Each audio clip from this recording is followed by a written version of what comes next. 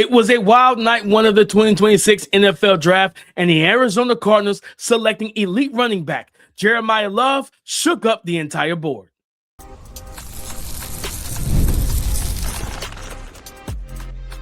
You are Locked On NFL Draft, your daily podcast covering the NFL Draft. Part of the Locked On Podcast Network, your team every day. Welcome back to the Locked On NFL Draft Podcast. I'm Damian Parson. That is Keith Sanchez. Today's episode is brought to you by FanDuel. Right now, new customers can bet just $5 and get $250 back in bonus bets if your first bet wins. Head to FanDuel.com to get started.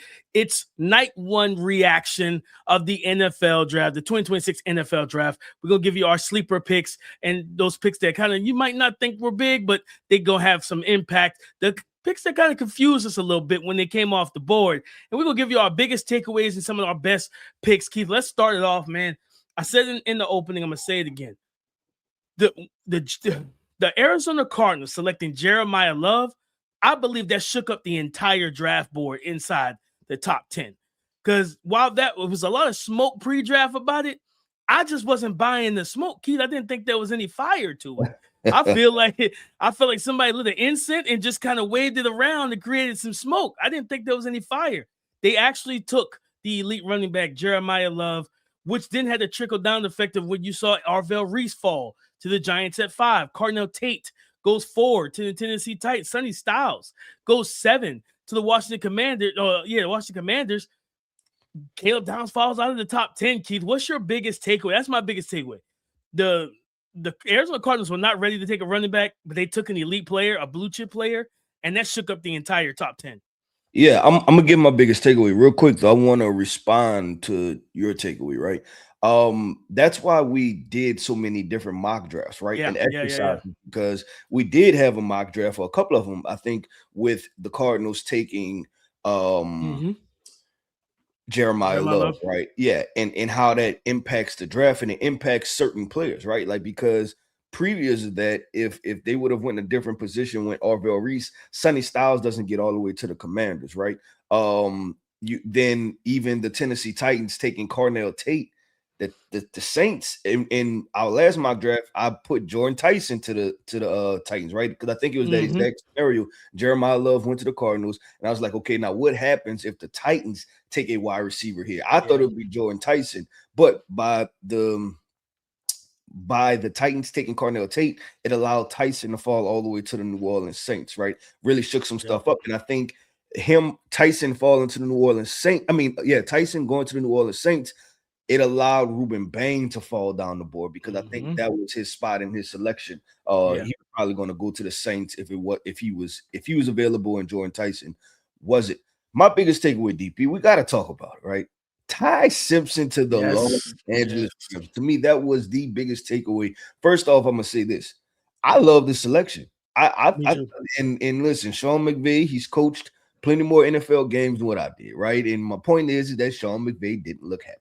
But let's break down. No, not at all, Keith. I saw that too. I was like, oh, this is not like this was discussed with Sean. What happened was I tweeted out my favorite picks, and then somebody on Twitter was like, hey, you should probably, like, in the Los Angeles Rams selecting Ty Simpson was one of them. Yeah. And somebody was like, you should go watch this presser. And so I was like, oh, this is not good. Not good at all. But I want to talk about why I like it and in that context, and then just the confusion behind why Sean McVay may push against it, right? I like it because it seems like every year for the past 3 years, the Los Angeles Rams have been trying to figure out if Matthew Stafford is coming back, right? Now they have a succession plan, which is important because you could end up being the Pittsburgh Steelers in a situation to where you didn't have a succession plan for Ben Roethlisberger leaving, right? And then now you're in trouble. He gets to learn at least a year from Matthew Stafford, right? I look at it also, who did we compare Ty Simpson to in some capacity? We threw out the Tony Romo conversations, but one of the guys we threw out was Brock Purdy, right? It's like with the timing and anticipation, we see Brock Purdy and what he looks like in a Kyle Shanahan offense, right? Now you get a Ty Simpson and Sean McVay's offense, which I think for time and anticipation, deep overs, things like that, Ty Simpson can execute at a very high level. Also, the Los Angeles Rams have elevated themselves to be one of the better franchises, and I'll probably put them top 5 in consistency, right? Like as far as elevating to winning the Super Bowl, winning the Super Bowl, having to regather everything, and then go ahead and be in position to win another Super Bowl again, where they currently are. They've done that, DP. So I trust them to keep talent flowing through that program and that organization to be able to keep pieces surrounded by Ty Simpson. Now, if I'm Sean McVay, why would I be mad? Right? The only thing I could think of is that he potentially wanted a wide receiver in that position, right? Yeah, probably. The only thing I could think of is that maybe he wanted Mekhi Lemon, right, who went, later, or maybe he was thinking KC Concepcion or a playmaker or something like that. That's the only thing I could think, because there's a lot of smoke around, obviously, the Devontae Adams trade, and then Puka Nacua, his off the field issues that, we'll see how that looks. But that's the only thing I can think of, DP. No, I think that's really what it is. He looks at, hey, he wants another ring, right? Like I think he's hungry for another ring. He's got that ring with Matthew Stafford, but he understands that, hey, Stafford's not going to play much longer, and like because they look at the moves they made during the offseason, right? Like the reason why you didn't have home field advantage, you didn't get further or get to the big dance, because your secondary was so bad. They went and pumped a bunch of money into the secondary. We got some new corners, right? Like Kobe Durant walked in. I think he's in Dallas, I think, if I'm not mistaken, to be probably a nickel corner for the Cowboys. Yeah. Like they revamped that secondary. So it's like, yeah, let's go get that playmaker, not to replace Puka or Devontae Adams. He gets to be the 3 to those guys once we get to training camp and everybody's healthy and kumbayaing and therapy's over and everything, and Puka's back on the field. And now you get to put the same pressure that the Seattle Seahawks offense could put on your secondary. You get to put that on their secondary. And you tell them, we got 3 receivers you got to deal with, and we're going to run the ball. I felt like this was one of those. This was a situation where he wanted an impact player right away, and Les Snead was like, we need to get the quarterback for the future. And it was crazy because the quotes before the draft were that Les Snead had been telling the Simpson family, like before, like during they were trying to make that decision of whether to go pro or go back to school, because I think Ty Simpson said he had a $5 million deal from, I think, a Big Ten school. Yeah, I know Miami. Yep, it was Miami, because then Darian Mensah transferred and everything. But the word was that Les Snead told him, you're going to be a first round pick. Well, because Les Snead knew he was going to draft you. That's why he knew you were going to be a first round pick. So, but again, to tie it up, Keith, when they did have the 2 first round picks, we have been mocking Ty Simpson at the back of round 1 with that 29th pick to the Los Angeles Rams. They just were going to get an impact player at 13 and then get Ty Simpson. So I think that's why Sean McVay was upset. But it is what it is, Keith. I want to, as we get ready to close out this segment, I'm going to go back to the actual draft and everything, man. When you look at it, were there any picks that you just loved? Like it just stood out to you? Like, you know what? I love this pick. For me, Keith, it's Jordan Tyson to the New Orleans Saints. I love the pick. And I was trying not to sound like a homer, DP. I'm not a Saints fan, but I'm from New Orleans, right, the whole situation. But I love that situation. It was a team need. They went and got what they needed. And in my opinion, they got the best wide receiver in the draft. 100%. And I think it is a simple fact of, hey, let's help Tyler Shuck. Like at the end of the day, that's what you're trying to do. You want to help, uplift Tyler Shuck and raise the floor for him, Keith. So yeah, man, I think that overall that was probably my favorite pick out of round 1. There was a lot of picks I like, and we'll get to some more later on in the show and everything. But I love that that pick, because to me, it just shows, hey, Tyler, we believe in you. We love what we saw from you last year. And yeah, we could go defense, but let's go get you a guy to pair with Chris Olave. We're going to extend Chris Olave. We got Juwan Johnson. We got 2 running backs in Travis Etienne and Alvin Kamara. Now let's go get you a dude at wide receiver that could really kind of close this entire nucleus of weaponry that's going to take a lot of pressure off of you.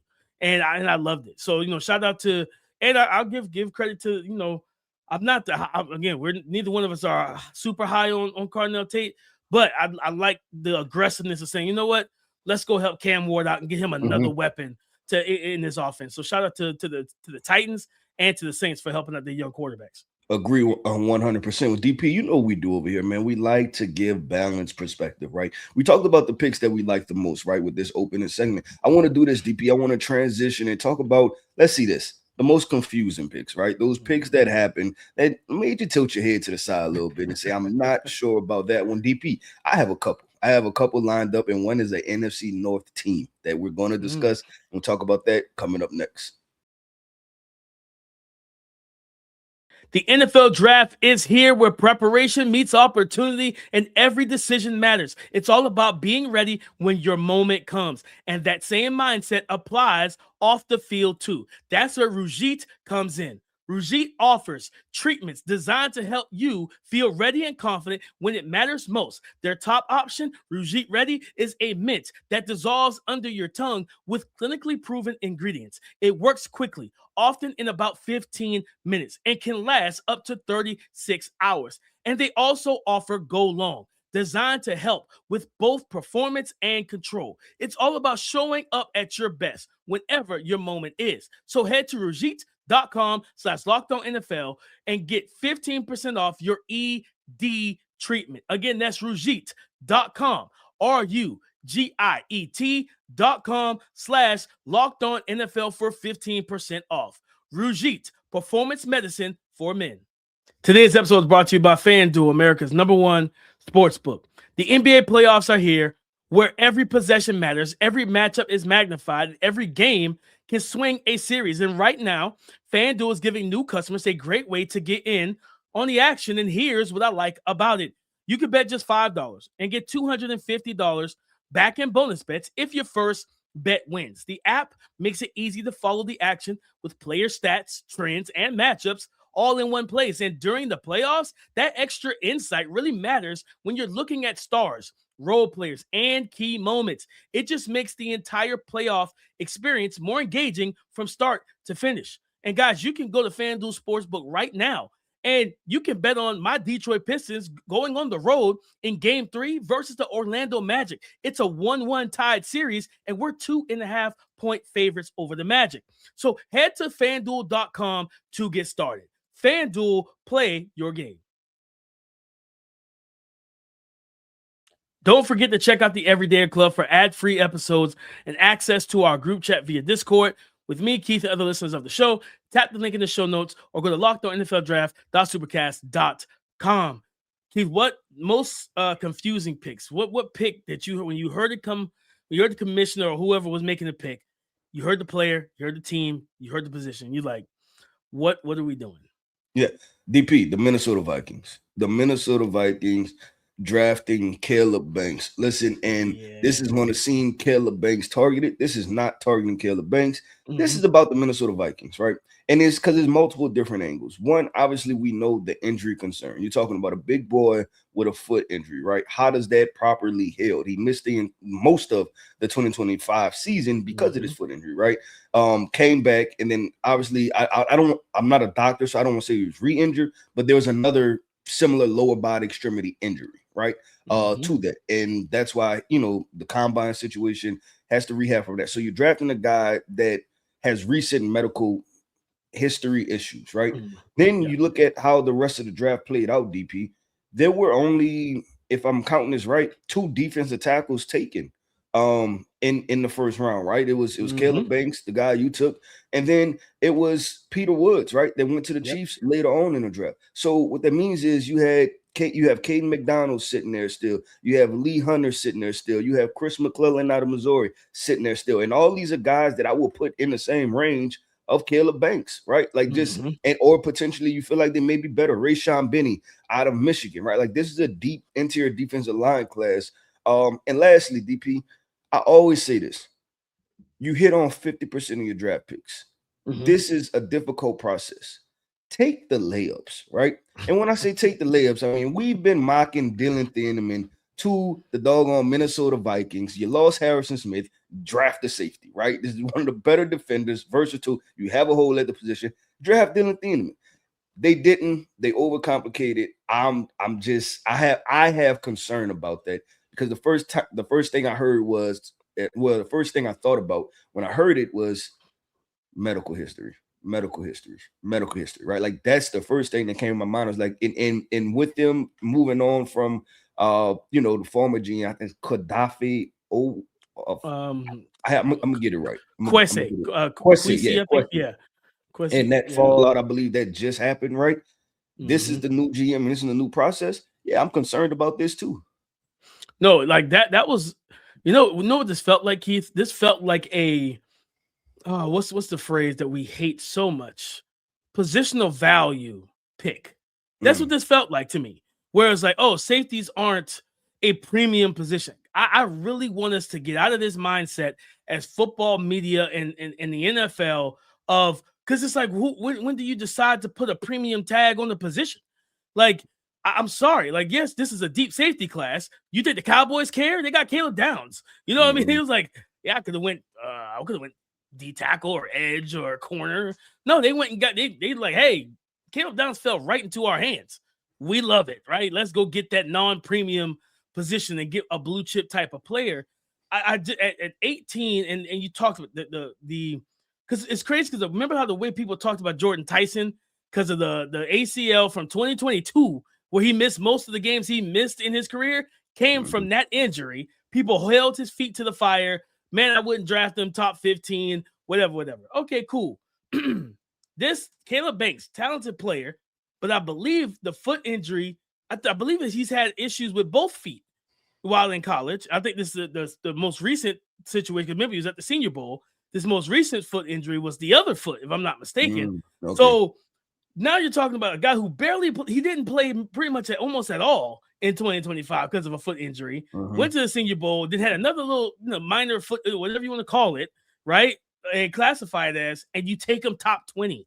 And then guess what? Dylan Thunderman falls to 25. It goes right in your division. Yeah, so now you got to see him twice a year.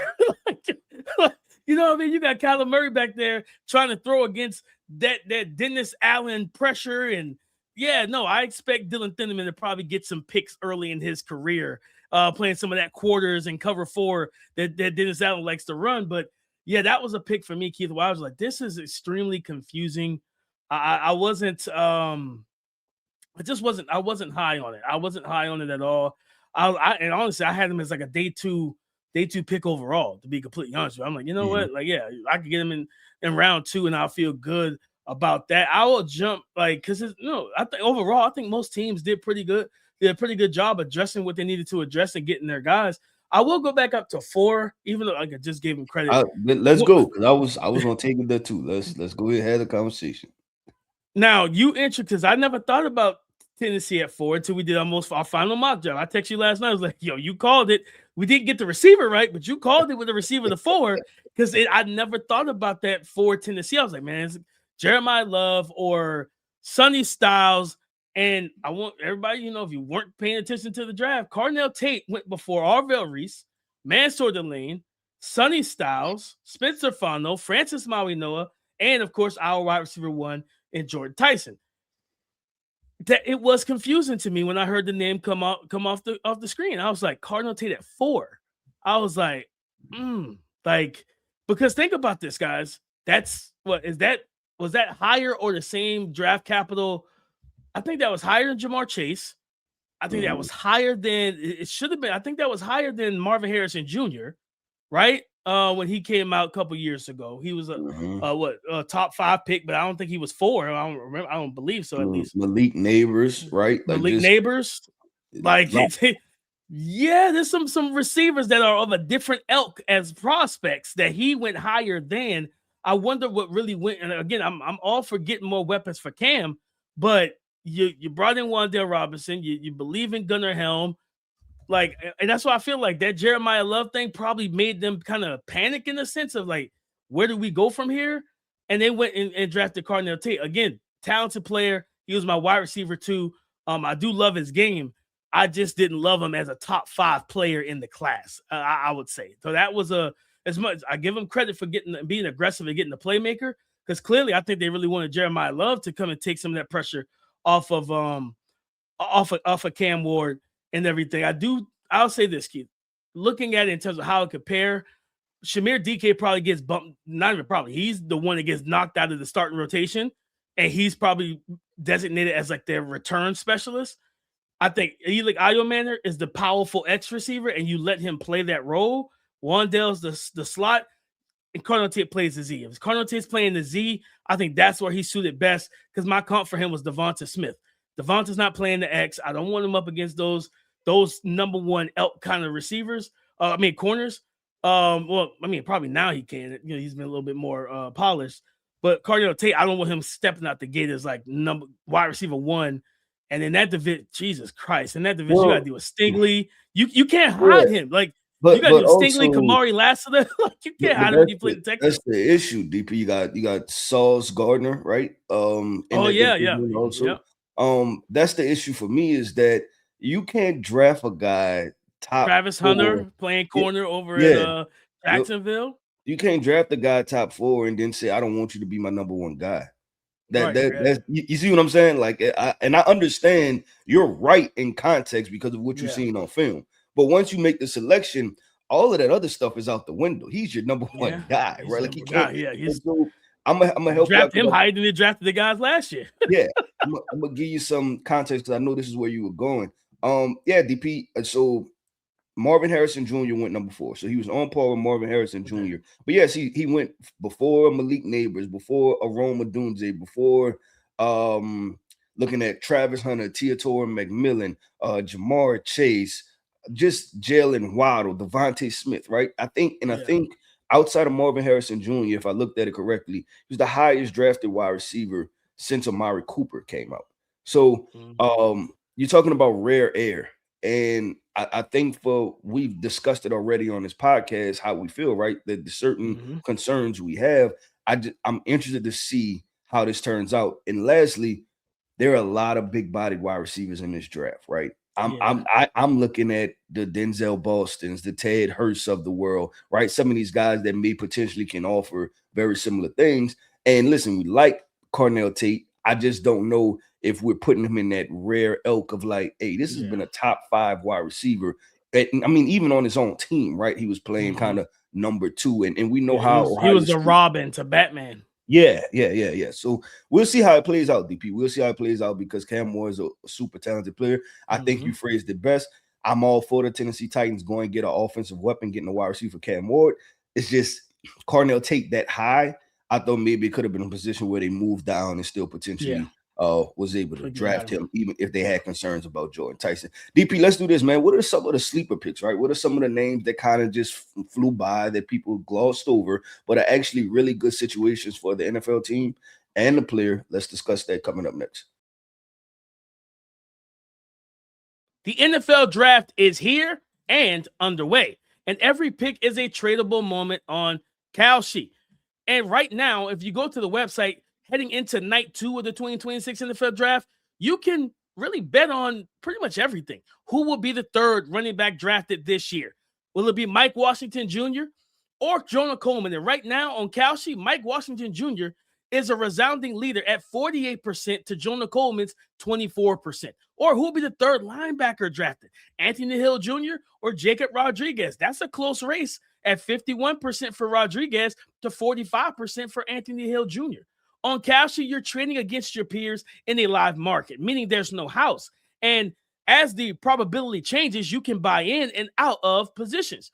Trade the draft pick, the game, and more on Kalshi. For a limited time, download the Kalshi app and use the code LOCKEDON to get $10 when you trade $10. Kalshi. Kalshi. Trade on anything. Thank you for making Locked On NFL Draft your first listen of the day. And thank you for making the Locked On Podcast Network the number 1 sports podcast network in America. It's all because of you. Those sleeper picks from round 1 of the 2026 NFL Draft.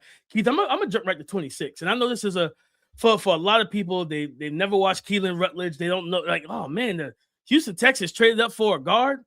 Yes, they got themselves a physical, nasty offensive lineman that's going to bring an attitude and an identity to this offensive line group and to the run game. I love them adding Keylan Rutledge. I said it. I've been saying it all season. What are you going to do on O-line, right? You traded away last year. What was it? Laramie Tunsil, best offensive lineman. Then you put Ariante Ursary at left tackle. He played fairly well as a rookie, right? As a second rounder. Came in, had some big shoes to fill.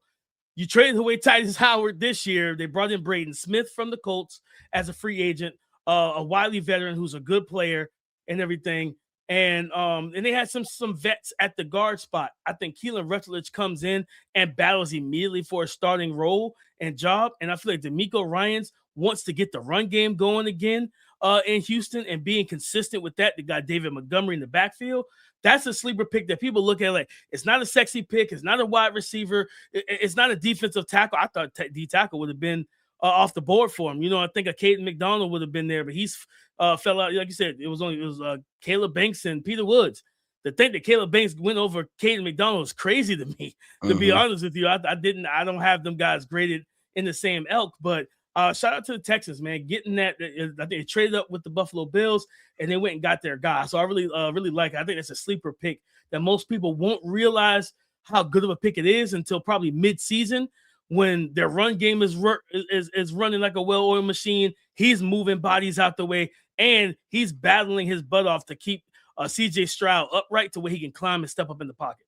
Yeah, I said this during the draft, right? And I think it's the best quote that I could kind of give this.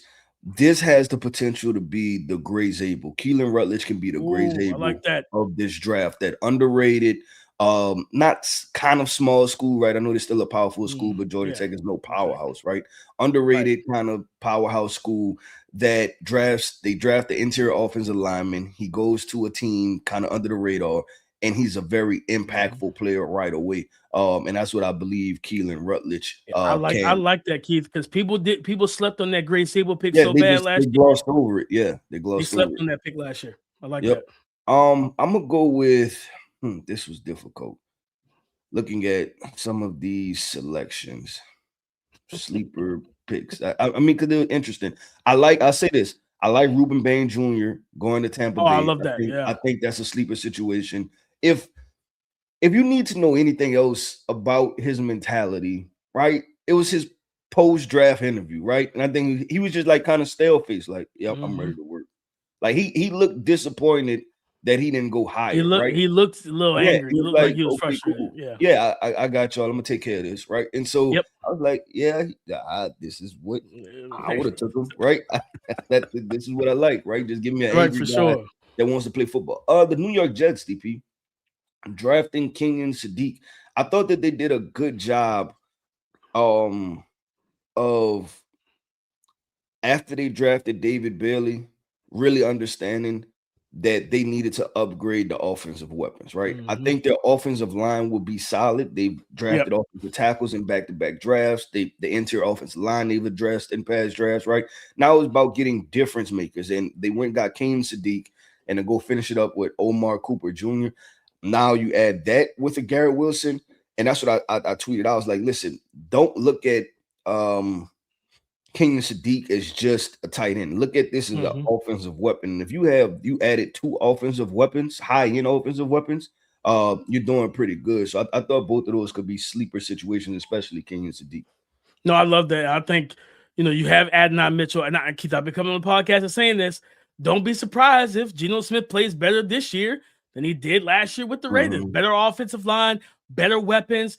Breece Hall has to feel good because you probably see a lot of 12 personnel early in games with Keylan Sadiq and Mason Taylor being on the field and everything like that. And like you talked about being an offensive weapon, you can detach Keylan Sadiq into the slot, make him a power slot, and pull that linebacker and run some inside zone and create a lighter box for a guy like Breece Hall or even Braylon Allen in that backfield as well, Keith. One of my favorite picks, man, and I think it's, probably a sleeper. I don't know if I'll call it a sleeper, but I'm just saying it's one of my favorite picks. The Cleveland Browns did exactly what I wanted them to do. And I know it was like, okay, it's easy to say that they did the right thing because Carnell Tate was gone. I've been saying, I don't care if Carnell Tate's on the board at 6. ignore it and go get you an offensive tackle because you don't have a left tackle for the long haul. Yeah, and you need to protect Shedeur or Deshaun Watson. Yeah, I believe it played out just how maybe our last mock draft did, where we went offensive tackle and did wide receiver in the 20s.